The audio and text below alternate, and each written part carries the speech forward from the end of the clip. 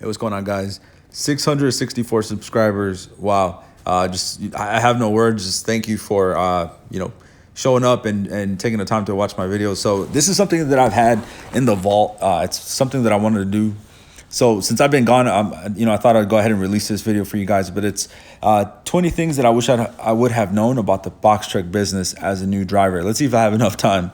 So one, you need an Amazon score to see the loads. A lot of times I see a lot of people say, why can't I see any loads? Because you need a score. What I would do is they populate on Sunday. So I would do, if you don't have the time, I would do like a Thursday or Friday night load, maybe going into Saturday morning. Sunday, you'll get a score. What I did, I actually camped out outside the Amazon for a whole week and I only got 2 loads. But, that's how hungry I was to start trucking. Number 2, your first week will be slow. There's no, unless, you get work beforehand, before you buy a truck, before you rent a truck, before, you quit your job, before whatever, your first week will be slow. That doesn't mean that's how trucking is. You're going to be new. So obviously, the relationships are not going to be there unless you go out and build them. Number 3, you don't need to be in your box truck waiting for loads. I learned this early on. Driving around will burn fuel and will cut cost. Will cut into your profit. So, dispatch yourself from home. Get on the load board early, and then once you get a load, jump in your box truck. You don't need to be driving around wasting fuel. Let's see here. Oh, insurance. That's a fact. You're going to be paying this monthly. So some of the averages that I've seen are anywhere from $900 to $2,000 per month. And again, that's a fact, no way around that. Number 4, be prepared to be told no. A lot of times brokers will not work for you for numerous amounts of reasons. The age of your authority, maybe your offer, what you're asking for. It's just a multiple amount of reasons, but don't take it personal. It's very competitive. So keep that in mind. Number 5, it's okay to do last mile in the beginning to bring in money or use Amazon to get rolling. There's no, you shouldn't feel bad for doing it. Amazon does pay well when you do it right. Like I said, I started doing off that and I was breaking even. And now I use it pretty much, to make 900 quick dollars to pay for fuel or, to get me rolling if it's a slow week. And I'm not ashamed to say it. Yeah, Amazon does pay when you do it right. Number 6,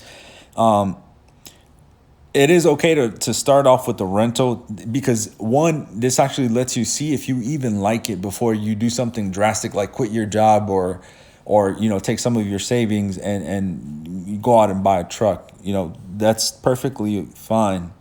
That's a very smart move. Number 7, find work before you buy or lease a truck. This is monumental. Like if you do this, you can pretty much skip building relationships. You'll be surprised how many warehouses you live near. Number 8, be prepared to not pay yourself for weeks, if not months. This is not to say that you won't make money. It's just that, you will make money. There's a lot of people who will try to say that there is no money, but you got to take it like this. If you're a person where you were making $300 to $400 per week, and all of a sudden you find yourself making $2,000, even $3,000, let alone $5,000, you're gonna tell me that's not money? A lot of these people want to see these $10,000 a week paychecks, which is possible, but you're gonna have to be over the road. That's a life. I don't even know what over the road feels like. I stay pretty much local, but Jesus, I'm running out of time. But you know what? I'm going to keep going. I'm going to edit, add some stuff in there, hopefully. But yeah, there is money. It just all depends on your hustle. All right. Number 9, Amazon loads are mostly at night, early in the morning, with the exception of a few loads in the afternoon. And this is the case when Amazon really needs them. So when I first started, I thought, I was going to do Amazon during the day and do something else at night. That's not the case. All the loads happen early in the morning, and be careful because let's say I book something that starts off at 11. As soon as midnight hits, it becomes the next day. So be careful that you don't overlap. A lot of people, I see a lot of confusion there where they overbook. So keep that in mind. What I did in the beginning, because it was kind of, understanding military time and pretty much being able to jump and, it's like you book something the day before and then it turns into the next day and you're just overbooking. That did happen to me. So what I did, I went out and bought a big calendar with a little dry erase board, and I started writing my loads, and that's how pretty much I got accustomed to book, dispatching myself on Amazon basically. Okay, so moving on. 10. Safe box truck parking is scarce, especially in the city. I live near Atlanta, Greater Atlanta, so there's really nowhere for me to park. I've tried parking here in my neighborhood, and it's funny. I grew up here. I moved away, and then I came back, and it's like my neighbors don't even want me here, which is fine. They've called the cops on me. So keep that in mind. Box truck parking will cost you about $150 per month. That is if you don't want to leave it at a Walmart, Home Depot, Lowe's. But again, there's risk with that. So pretty much you just have to make, whatever decision is best for you and your company. So number 11, you will need a factoring company unless obviously you start out with money or funding. But if you don't want to start using your own money, a factoring company is not bad. They're actually there to help you. So yes, you will need a factoring company. I have OTR.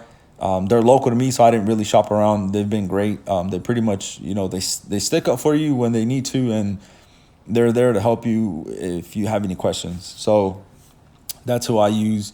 And number 12, this has been, once again, it's okay to not gross 10K per month.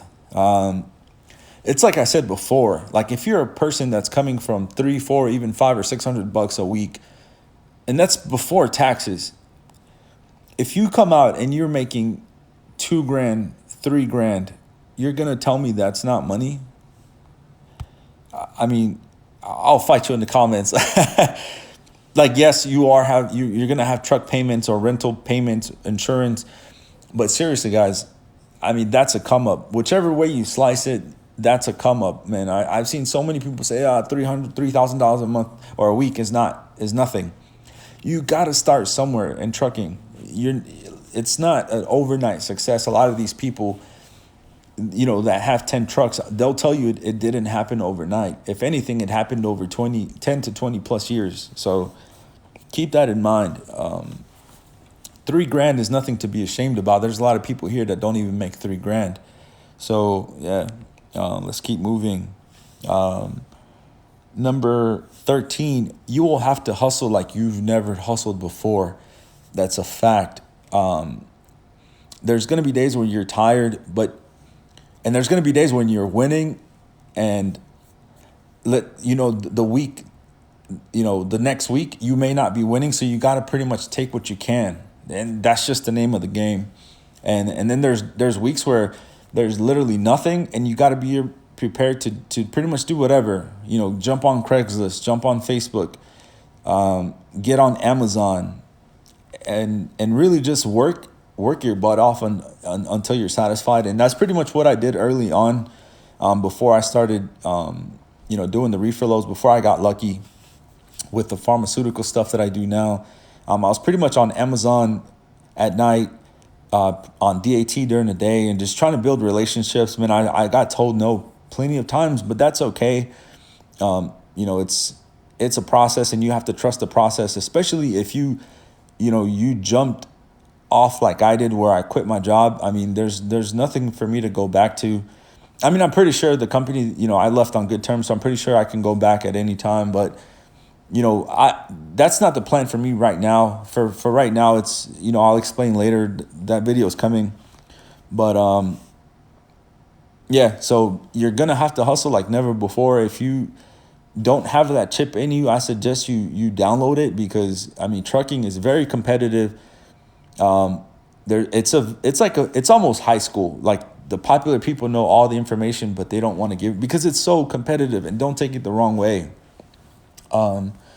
Like, I see a lot of this. I see a lot of people saying, hey, where did you get that load from? Where did you get that work from? Hey, plug me in.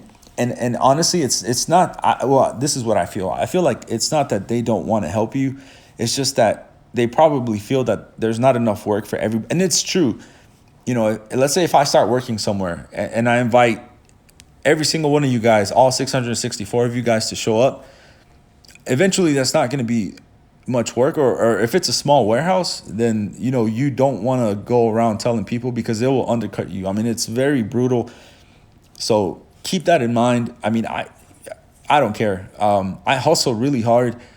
And I'll tell you guys in my big video that I'm building up to, I like to outperform. I like to work hard and outperform other people. So, to me, it's nothing to tell you guys where I get my stuff from. That's just me. But yeah, don't take it the wrong way. If everyone else doesn't want to help you, that's trucking. You're going to have to go out and get it for yourself. All right. So number 14. So brokers work Monday through Friday, just like everybody else that works in an office setting. So for the most part, there's no weekend loads. Keep that in mind. When I first started, I thought I was going to do, trucking Monday through Sunday. But unless you book your loads in advance or you're going far, you're not going to be driving on the weekends. Just keep that in mind. Like, if you do want to do some weekend work, I suggest reaching out to the broker and see if they have anything, that's hot or that needs to be delivered. But other than that, it's Monday through Friday.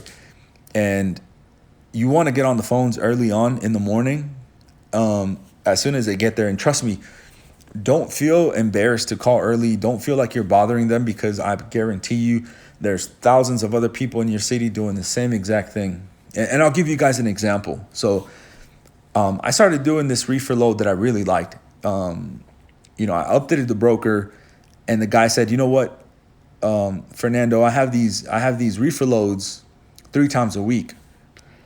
And we started building a relationship with him and the team.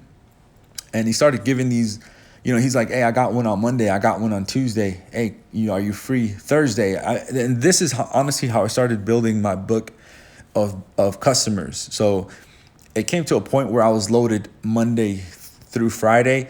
And I think out of all the days, Friday was probably the only day that I wasn't. But there was a company that always kept me loaded, so I didn't really panic. And there came to a point where they stopped calling me or emailing me, asking me if I wanted to run. And I took it the wrong way. I kind of got offended. And I said, well, what did I do wrong? And I never reached out to them. So somebody asked me, could I help them out? And I said, hey, reach out to this person. I actually haven't worked with them in a minute, but, they usually have some pretty good reefer loads. This guy reached out to the company, and now he does those reefer loads. So what I'm thinking happened was, they get busy too, just like I got busy. So maybe I fell through the cracks, and I'm telling you, I'm pretty sure if I would have reached out to them and said, hey, do you still have these loads? I could use the work. I'm pretty sure they would put me on again. It's just, I'm telling you, there's so many people here in my city doing the same exact thing as me. So feel free, don't be scared to call. Trust me, there's 1,000 other people ready to do that. And don't be afraid to call at night either. Some brokers actually work at night. All right, so let's keep moving. Number 15, fuel is really expensive. You can't be driving that box truck like it's your car, talking about, I know my car. I mean, you got to take care of your toy, your money maker. So oil change, fuel, maintenance, all that stuff, you have to stay on top of it. You can't go, riding that box truck on E until you got to take care of that stuff. It's not even funny. Fuel, I mean, for me, when I leave, let's say if I go to Alabama or North Carolina, it's a guaranteed $200 per day. When I'm local, it kind of, I can stretch out those $200, but it's pretty much, if you're going far, it's guaranteed $200 plus death.